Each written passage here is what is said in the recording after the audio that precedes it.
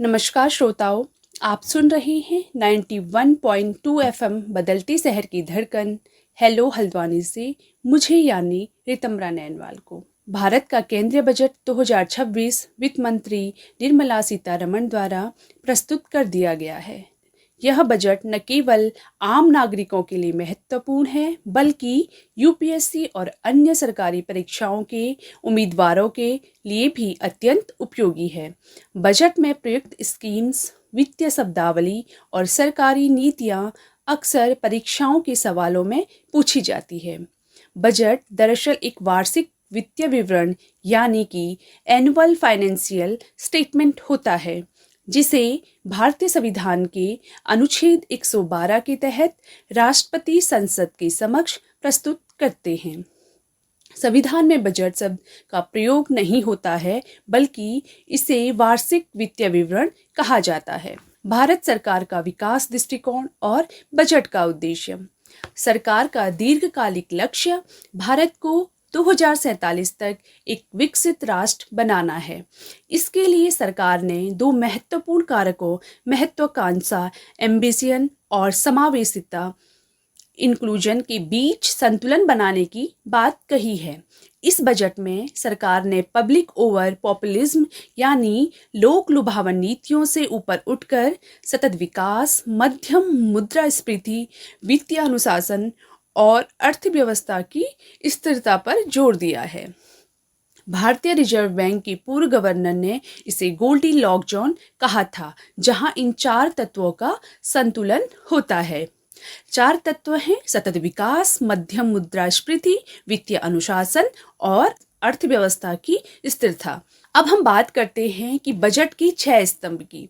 Budget की 6 स्तंभ और 7% आर्थिक वृद्धि का लक्ष्य वित्त मंत्री ने बजट को 6 प्रमुख स्तंभों पर आधारित बताया है। ये स्तंभ हैं आर्थिक वृद्धि, विकास की नींव को मजबूत करना, लोक केंद्रित विकास, विश्वास आधारित शासन, कारोबार करने में सरलता और वित्तीय मामलों का प्रबंधन।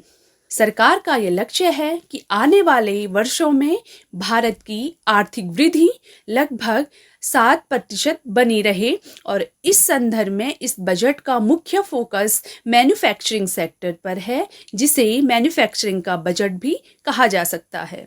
अब बात करेंगे प्रमुख योजनाएं और मैन्युफैक्चरिंग सेक्टर के लिए कदम। सबसे पहले हम बात करेंगे इंडिया सेमीकंडक्टर मिशन 2.0 और बायोफार्मा शक्ति मिशन की बात करते हैं। इंडिया सेमीकंडक्टर मिशन 2.0 भारत को सेमीकंडक्टर मैन्युफैक्चरिंग का हब बनाने के लिए डिजाइन और निर्माण दोनों पर ध्यान। इससे भारत की तकनीकी आत्मनिर्भरता बढ़ेगी। बायोफार्मा शक्ति मिशन, यह मिशन भारत को दवाइयों के निर्माण में बायोफार्मा हब के रूप में विकसित करेगा और यहाँ पर बायोलॉजिक्स, लिविंग सेल आधारित जटिल दवाइयाँ और बायोसिमिलर पेटेंट एक्सपायर दवाइयों के समान वैकल्पिक दवाइयों का अंतर समझाया गया है। इसके अलावा कुछ अन्य पहलों में शामिल है hi-tech tool rooms, container manufacturing, integrated textile program, electronic components और legacy industries, earth permanent magnetic research, toll manufacturing, safe harbour नियम, ट्रेड रिसीवेबल डिस्काउंटिंग सिस्टम। अब हम बात करते हैं सर्विस सेक्टर और शिक्षा और केयर इकोनॉमी की पहलों के बारे में। शिक्षा, स्वास्थ्य और केयर इकोनॉमी विकास में सर्विस सेक्टर, एजुकेशन में सर्विस सेक्टर को जोड़ने के लिए उच्च स्तरीय समिति का गठन किया गया है और allied health professionals, medical sector में डॉक्टर्स और नर्स के अतिरिक्त अन्य विशेषज्ञों को परिभाषित कर उनके प्रशिक्षण पर जोर दिया गया है। नेशनल स्किल क्वालिफिकेशन फ्रेमवर्क के तहत केयर इकोनॉमी मतलब सिल्वर इकोनॉमी के लिए कौशल प्रमाण पत्र, मेडिकल टूरिज्म 5 हब स्थापित कर भारत को चिकित्सा पर्यटन के केंद्र के रूप में विकसित करना। आयुष क्षेत्र की बात करते हैं तो इसमें 3 नए संस्थान WHO global traditional medicine centre Gujarat की जामनगर का अपग्रेड, ऑरेंज इकोनॉमी खेलकूद, डिजाइन और टूरिज्म, सांस्कृतिक और मनोरंजन अर्थव्यवस्था का विकास ऑरेंज इकोनॉमी, इंटरटेनमेंट, गेमिंग और ऑडियो विजुअल इंडस्ट्री के लिए 15,000 स्कूलों और कॉलेजों में कंटेंट क्रिएटर लैब्स का गठन करना। खेलो इंडिया मिशन के तहत युवाओं के बीच खेल कूद को प्रोत्साहन और खेल आधारित रचना का निर्माण करना। डिजाइन और हॉस्पिटैलिटी, ईस्टर्न क्षेत्र में नेशनल इंस्टीट्यूशन ऑफ डिजाइन का गठन करना, साथ ही national institution of hospitality, tourist guide प्रशिक्षण, digital knowledge grid, mountain trails, bird watching trails, turtle trails, 5 big cat summit और 15 आर्कोलॉजिकल साइट्स का विकास करना। नॉर्थ ईस्ट क्षेत्र में बुद्धिस्ट सर्किट का विकास करना।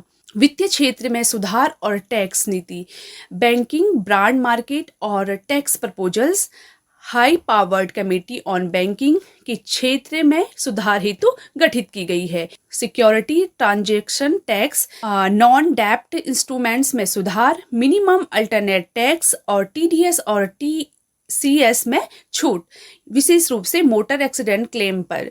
ऊर्जा, जलवायु और शहरी विकास, ऊर्जा सुरक्षा, पर्यावरणीय पहल और अवसंरचना।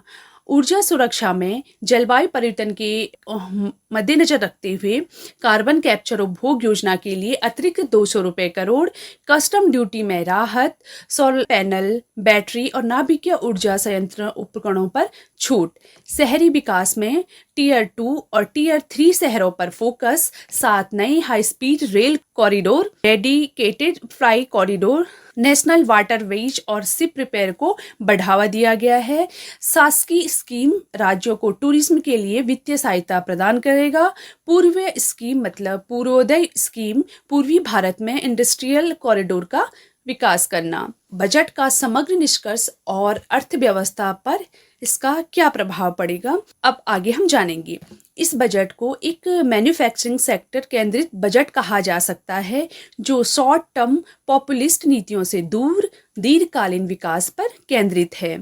निवेशकों को उत्साह सीमित रहा, जैसा कि शेयर बाजार की 1.5% गिरावट से स्पष्ट होता है। सरकार ने लोक लुभावन वादों को त्यागते हुए आर्थिक सुधारों, रोजगार सृजन, तकनीकी आत्मनिर्भरता और सामाजिक समावेशन पर जोर दिया है। ट्रांसपोर्टेशन पर सबसे अधिक खर्च, इसके बाद डिफेंस, ग्रामीण विकास और गृह मामलों पर प्राथमिकता दी गई है। भारत के वित्तीय वर्ष 2026 का केंद्रीय बजट एक व्यापक और समग्र दस्तावेज है, जो देश की आर्थिक विकास के लिए स्थिर और संतुलित मार्ग प्रस्तुत करता है। यह बजट मैन्युफैक्चरिंग सेक्टर, सेवा क्षेत्र, ऊर्जा सुरक्षा और डिजिटल इंडिया के विजन को साकार करने के लिए तैयार किया गया है। भले ही यह बाजार को अत्यधिक उत्साह प्रदान न कर पाया हो, लेकिन इसके दीर्घकालीन प्रभाव देश की आर्थिक मजबूती और विकास के लिए महत्वपूर्ण होंगी। यूपीएससी और अन्य प्रतियोगी परीक्षाओं के लिए बजट की विस्तृत समझ अत्यंत आवश्यक है, क्योंकि यह नीतिगत रूप से भारत के भविष्य की दिशा निर्धारित करता है। धन्यवाद।